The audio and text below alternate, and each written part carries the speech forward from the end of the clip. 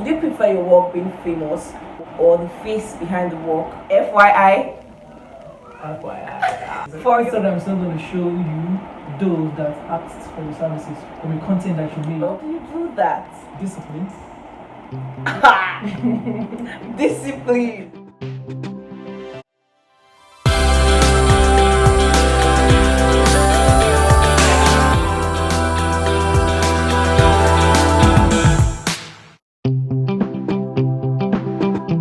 Hey guys, welcome to another interesting episode of the Pop Chat with your girl Poppy Kalu. And today, guys, I have someone from the content creation field who is also a cover expert.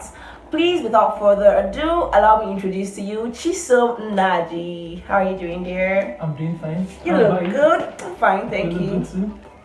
Thank you. So, how is life as a content creator? Life as a content creator is really interesting. Although when you get started as a beginner, at some point you look lost. But if you're disciplined and you have a plan, you have a goal, it will keep you focused. And you get to a point where you start to enjoy. So at this point, I would say that content creation is very interesting. Alright, so before we go forward, tell us a little about your educational background. I left school in 2018. I studied computer science.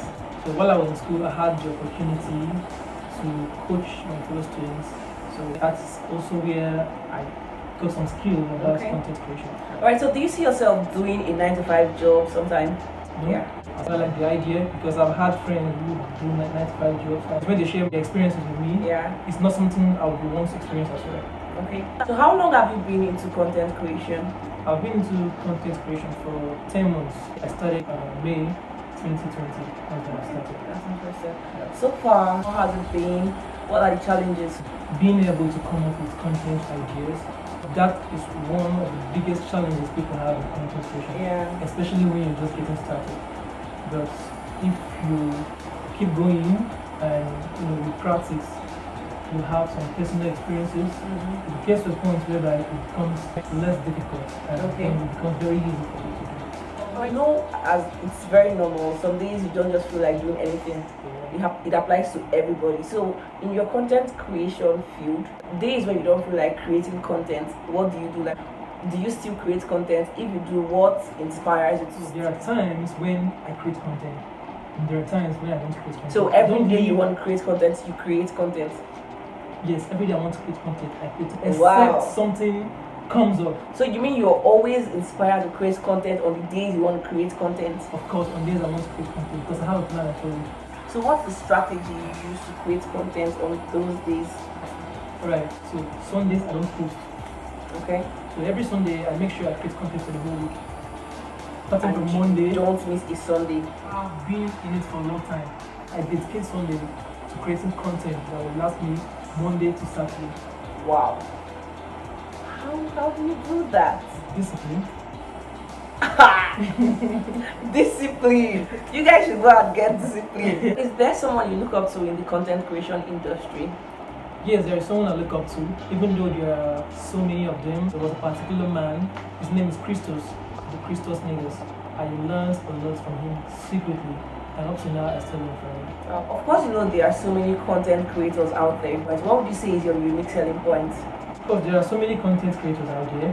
For me, my unique selling point has to be the way I tell my stories, the way I present my message. So it's very unique. Wow, interesting. What's your best content so far? Okay, so far my best content has been carousel foreplay. I remember when I was done with it, I told myself, wow, this is the best thing I've ever created so far. So do you feel your best content, or it's from the Instagram analytics or your audience? Like, how do you judge what's a good content? First of all, your audience are those who determine what your best content is. Okay. Because the Instagram insights gets to show you the actions your audience has taken on your post. Yeah. The number of saves, the number of likes, the number of comments, the number of shares. So these are actions your audience take.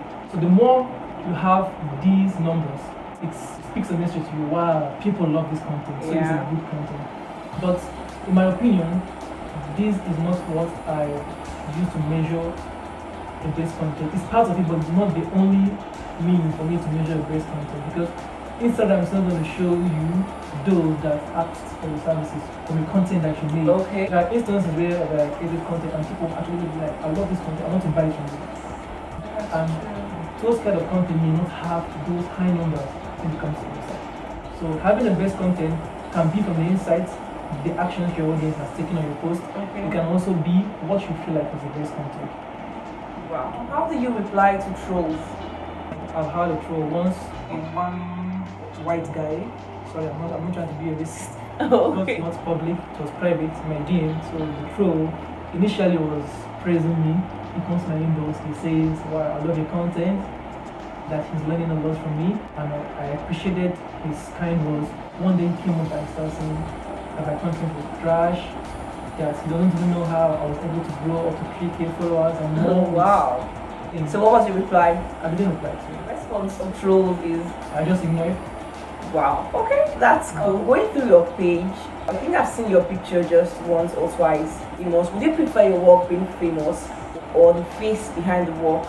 None of that, because the main goal of me being on Instagram as a content creator is to help your audience, to help people. That's what it's all about.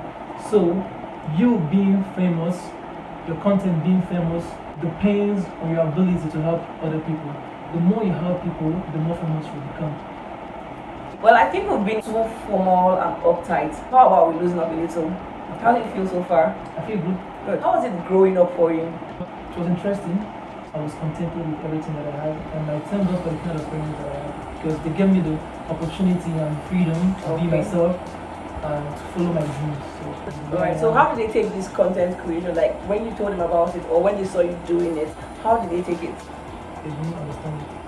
My father at the point was like suspecting that I was available. And kept on pressing me to go get a job. At this point, he has come to a level that he understands. So now they are cool. My mom had the same issue. She approached me sometime and she asked, "Oh yeah, I think I remember Chocolate or vanilla? Chocolate. Pizza or shawarma? Shawarma. Indoors or outdoors? Indoors. Are you in a relationship? No, I'm not. Ooh. What's LOL? Laugh out loud. TTYL? Talk to you later. FAO? Laugh my ass out. IDK? I don't know. FYI? FYI. For your information. Okay, thank you so much, Chisom. It was nice having a chat with you. Thank you so much for coming around. I hope to see more amazing content on your page. Okay. And guys, go check him out on Instagram at Chisom_Naji. Thank you so much for watching. Please give this video a big thumbs up if you liked it. And if you yet subscribed, please click on the subscribe button now. And you can also follow me on Instagram at Poppy Kalu. Till I come your way next week, stay safe.